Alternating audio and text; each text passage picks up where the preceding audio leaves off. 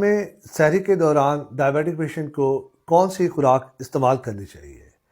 Different طرح کی خوراک آپ استعمال کر سکتے ہیں، جن میں شامل ہے کمپلیکس کاربوہائیڈریٹ۔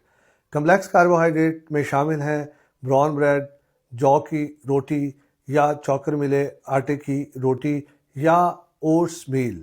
یہ تمام فوڈ آپ ایک سمال کنٹینٹ کے اندر استعمال کر سکتے ہیں۔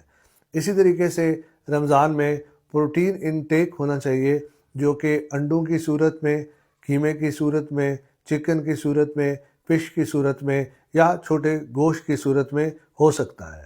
ساتھ ہی سمال پورشن فروٹس کا یا ویجیٹیبلز کا، جو کہ اسینشل ہے اور پرووائڈ کرے آپ کو فائبرز اور پریونٹ کرے کانسٹیپیشن۔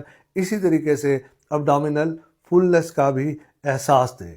چوتھی چیز آپ سمال پورشن کے اندر کنزیوم کر سکتے ہیں دودھ یا یوگرٹ، جو کہ آپ کو کیلشیم پرووائڈ کرے۔ اور ساتھ میں سب سے امپورٹنٹ واٹر ہے۔ آپ جو ہے نا کوشش کریں 4 سے 5 گلاس پانی کی پئیں۔